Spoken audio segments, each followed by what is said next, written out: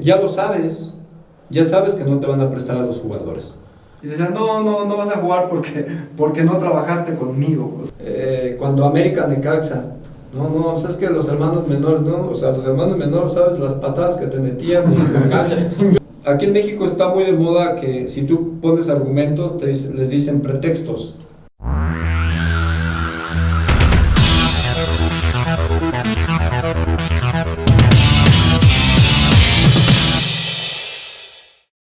Oiga, profe, aprovechando su experiencia, ya que usted estuvo en la selección mexicana, bueno, en las inferiores, pues, pero hace poco sale un tema con respecto a Ricardo Osorio.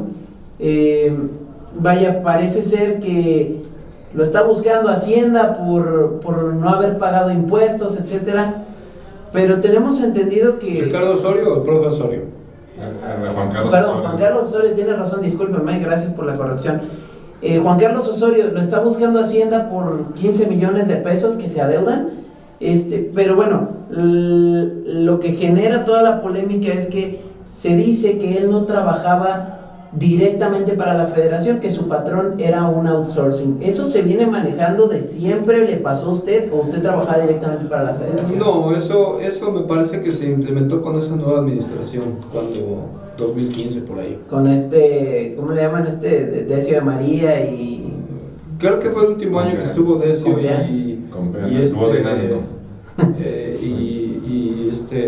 Compeán, creo que fue el último año cuando estuvo Compeán y Decio, fue con la llegada de Cantú, fue cuando se implementó eso. Porque supone que, bueno, las leyes de México dicen que tú tienes que recibir un sueldo ya libre de impuestos, ¿correcto? O sea, no sé si realmente ustedes como técnicos les ponen ahí ciertas cláusulas donde los obligan. Pero es que yo creo que al final, ahí, ¿qué sucede? Es como tú que estás trabajando para acá, ¿no? O sea, hay una empresa, te dice, ¿sabes qué? Pues yo voy a ganar 3 pesos y dices, pues está bien, pues es lo que yo quiero ganar. Ah, bueno, te lo vamos a pagar de esta manera.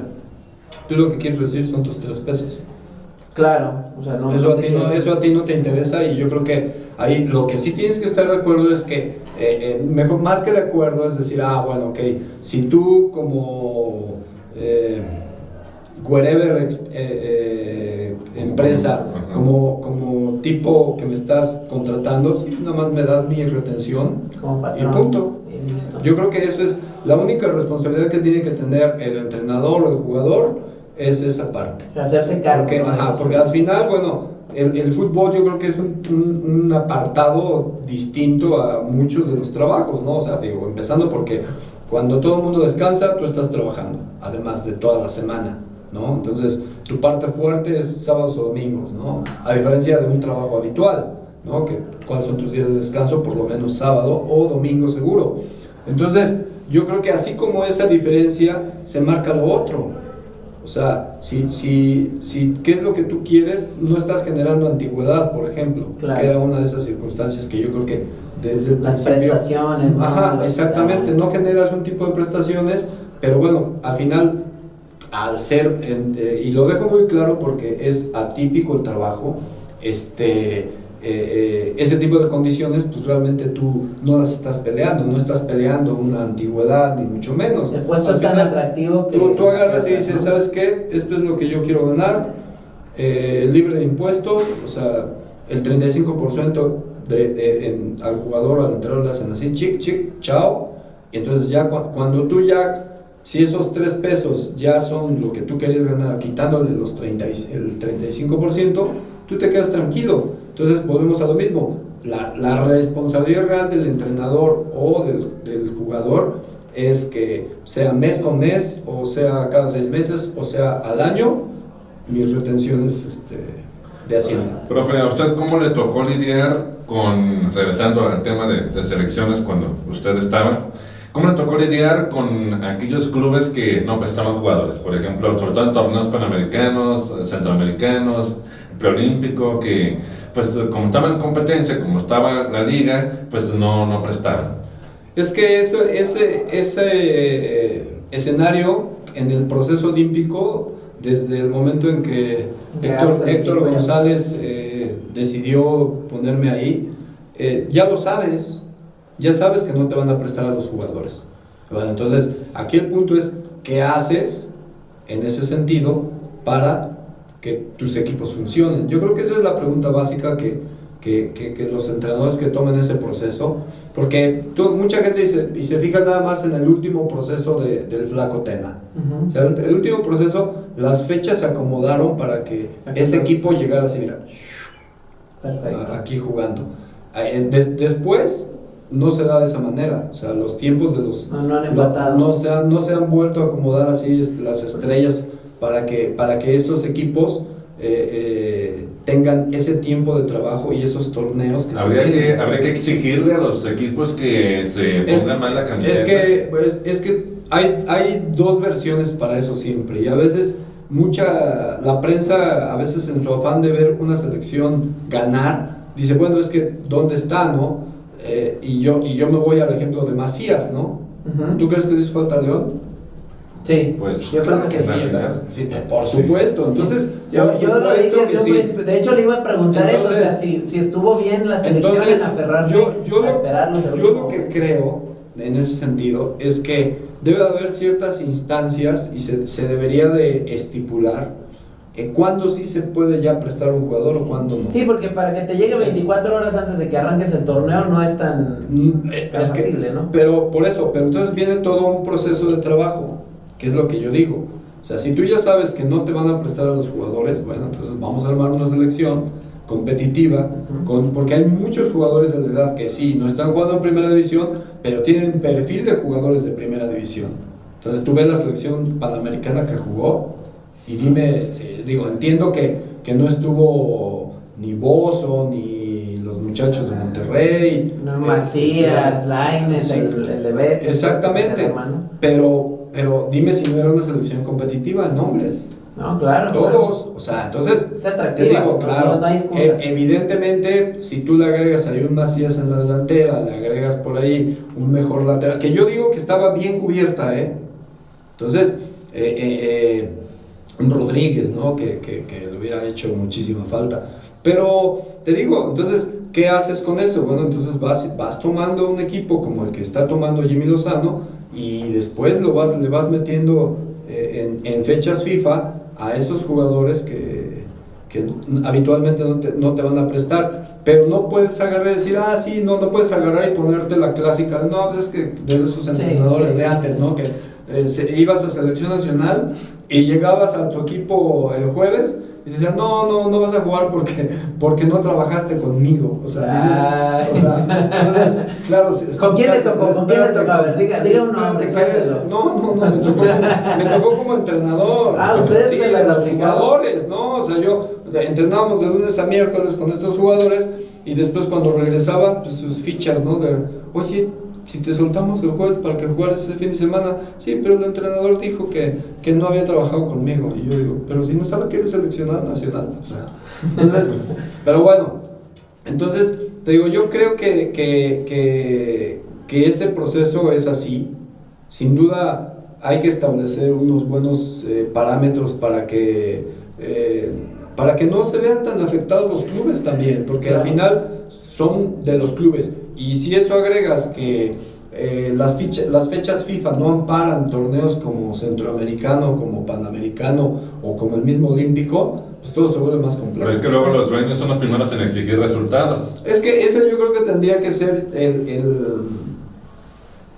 ¿cómo se dice? El mensaje hacia afuera, ¿no? Claro. O sea, no agarrar y mandar altas expectativas con respecto a algo que no se le está de alguna manera dando toda la fuerza para obtener un resultado, ¿no? Oye, profe, bueno, ahora sí que aprovechando su experiencia también, ¿cierto o falso? ¿Hay una línea roja del escritorio Emilio Azcárraga a la Federación Mexicana? Pues mira, yo creo que es falso. O sea, sí, es como a mí, mucha gente cuando era jugador, ¿no? Me decía, bueno, y cuando América Necaxa, no, es que los hermanos menores, ¿no? O sea, los hermanos menores, ¿sabes? Las patadas que te metían en la cancha. Yo no sé, yo no sé si se arreglaban allá arriba, pero en la cancha no te regalaban un metro. O sea, entonces, cuando empiezan a decir ese tipo de cosas, realmente Pues eso son meras No, especulaciones. no han bajado a recibir las patadas. Exactamente, son Sí, sí, especulaciones nada más. Bueno, profe, pues el tiempo se nos acaba y nos queda una última pregunta. Respecto a su última experiencia en el Mundial, que usted queda subcampeón, sub-17, me gustaría traer a la mesa el nombre de Nigeria. ¿Usted tiene algún tipo de sospecha o algo respecto a que, sobre todo la edad de estos jugadores nigerianos que le pasaron por encima, sinceramente? No, pues es que es complicado, o sea, no mira, se vende 17. cuando eres entrenador, o al menos yo tengo por política, cuando tienes una derrota grave o pierdes una final, o sea, aquí en México está muy de moda que si tú pones argumentos, les dicen pretextos. Claro. Entonces, nunca dije absolutamente nada de esa final. Evidentemente, ese equipo era superior a nosotros. Desde el 6-1 que nos metieron en el primer partido, había jugadores que decidían diferente, ¿no? Y yo, la verdad que dices, bueno, pues sí, con esos 4 jugadores que decidían diferente, pues, decidían de otra manera que no era acorde a un jugador sub-17. Entonces, yo creo que, es más, si te vas a ese mundial precisamente, Mosquito de Brasil era Cachirul, y ese lo sacaron tiempo después. O sea, el que falló el penal. Pero eso es muy grave, o sea, a nosotros en el 90 nos hacen hablar. Exactamente, pero... Pero no, ahí no era para el mundial. Yo creo que ahora, en ese sentido, FIFA debería tomar, que toma ya, ¿no? Ya les hacen de alguna manera otro tipo de pruebas a los jugadores para justificar las edades, pero sí tendría que ser un apartado diferente, ¿no? Porque a lo mejor los mismos nigerianos no tienen la culpa, pero hoy ya es así como, bueno, pues te encuentro a los 3 años y te registro ese año que te encontré.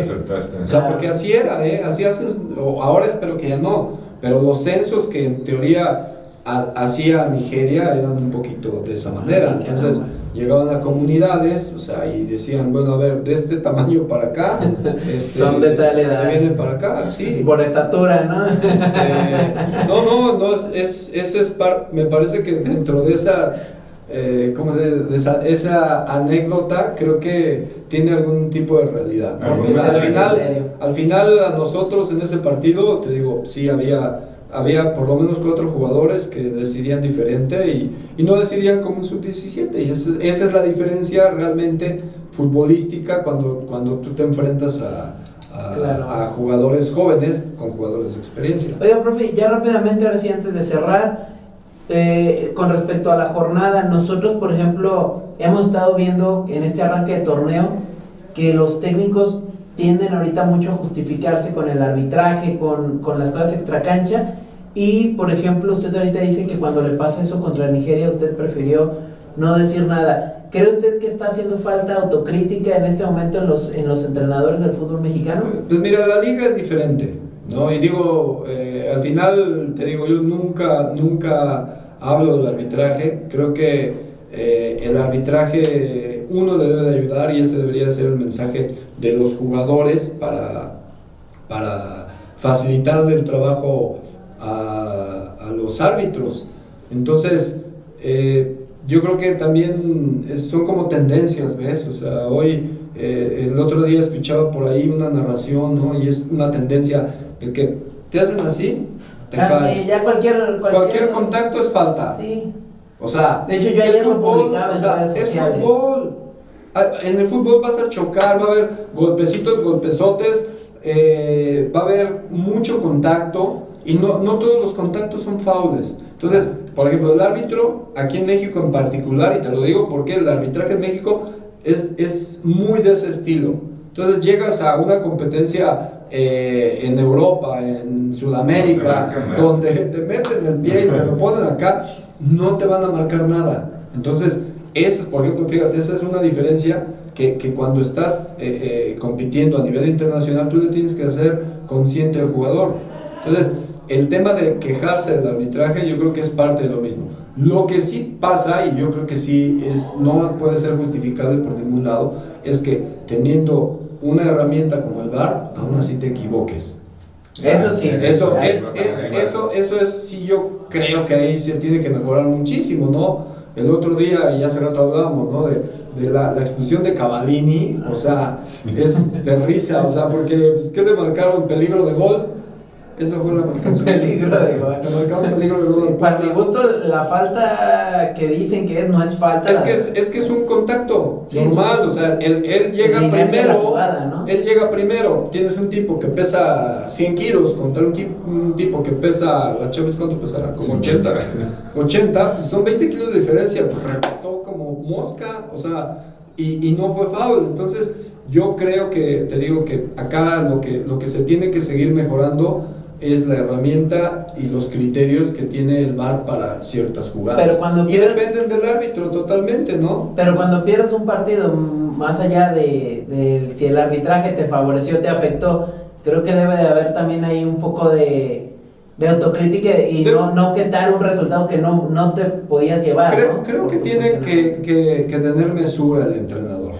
O sea, y te lo digo, yo creo que los equipos que nunca deben de quejarse son los equipos grandes de cada país. Como voy con que de cada país, o sea, y te estoy hablando de manera global, los equipos grandes no se deberían de quejar del arbitraje porque son generalmente en los que la balanza siempre hace así o hace así. Uh-huh. Entonces, yo creo que de repente hay unos que reciben cal por las de arena y así. Entonces, claro, yo creo que te digo que acá el entrenador, si bien es cierto, tiene que objetar ciertas cosas, tiene que comunicar otras tantas, y en esa medida entender que el árbitro es parte del juego y el árbitro también se va a equivocar. Profe, pues muchísimas gracias por haber estado aquí con nosotros, darle la oportunidad a los nuevos medios, a las redes sociales para externar sus diferentes puntos de vista, así que esperamos tenerlo muy pronto por acá otra vez. Muchísimas gracias. No, hombre, encantado. Un verdadero placer tenerlo por aquí, profesor. Aquí estamos a la orden. Así que pues ya lo saben, nosotros estamos muy complacidos por llevarles a ustedes esta entrevista con Raúl El Potro Gutiérrez. Nosotros somos Ali Corona y Fernando Carmona para Fucha al Horno. Nos vemos, hasta la próxima.